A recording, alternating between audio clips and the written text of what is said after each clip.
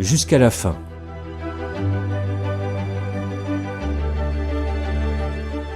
Ce podcast est produit par le Centre national Fin de vie, soins palliatifs.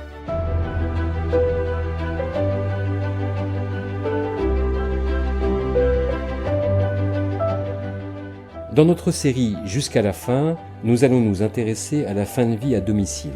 Un expert va répondre aux questions que nous nous posons sur les procédures et les dispositifs en vigueur. Mais avant l'entretien, écoutons le témoignage de Catherine, qui a accompagné son mari, Alain.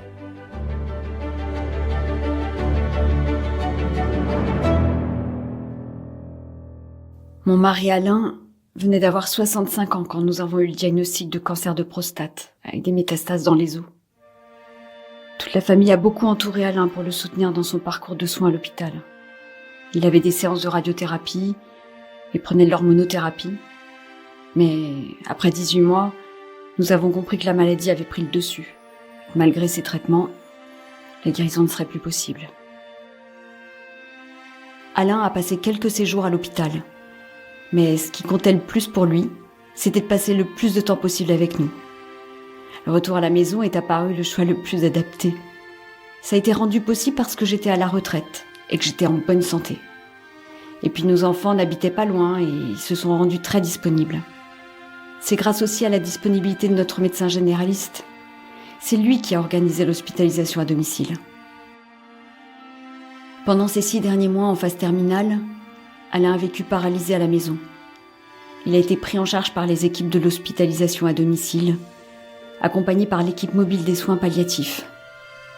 Médecins, infirmières, aides-soignantes et auxiliaires de vie se sont relayés pour assurer le meilleur niveau de prise en charge qu'Alain aurait pu avoir à l'hôpital. Même la chambre de l'hôpital a été transférée chez nous. J'ai pu être impliquée dans son quotidien. Par exemple, c'est moi qui lui faisais sa toilette. Pour Alain et pour moi, c'était très important. Alain est parti chez lui, entouré par ses proches.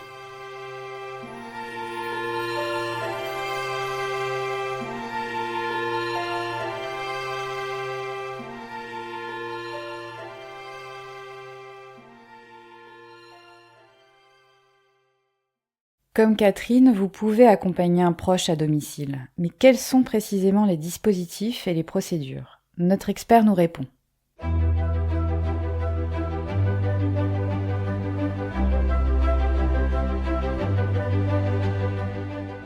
Qui peut prendre la décision de fin de vie à domicile ?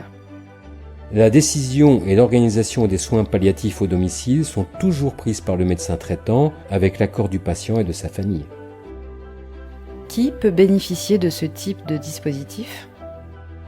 Les patients de tout âge, du nourrisson à la personne âgée, toutes les personnes atteintes d'une maladie grave, évolutive, en phase avancée ou terminale. Tout sujet âgé qui arrive au terme de sa vie avec ou sans pathologie avancée. Quelles sont les conditions pour une prise en charge à domicile ? Il faut que le patient et sa famille ou ses proches soient d'accord. Il faut aussi que le médecin traitant estime réaliste de suivre le patient à son domicile et que les différents professionnels en lien avec le patient et ses proches jugent adaptée la prise en charge à domicile. Comment et qui organise la prise en charge à domicile ? La prise en charge des soins palliatifs à domicile est prescrite par le médecin traitant.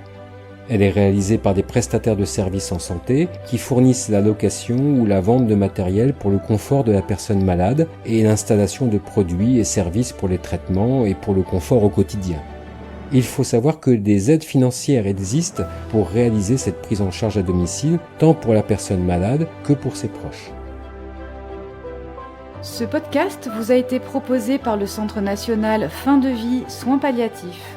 Pour tout complément d'information, n'hésitez pas à vous reporter sur notre site parlonsfindevie.fr. Le Centre national Fin de vie, soins palliatifs est un organisme public créé en 2016. Il mène des missions d'intérêt général comme l'information aux citoyens, la production de savoirs relatifs à la fin de vie et l'accompagnement au débat public sur ces sujets. Dans son positionnement non partisan, il est le lieu de rencontre pour toutes les parties prenantes qui interviennent dans ce moment si spécifique qu'est la fin de vie.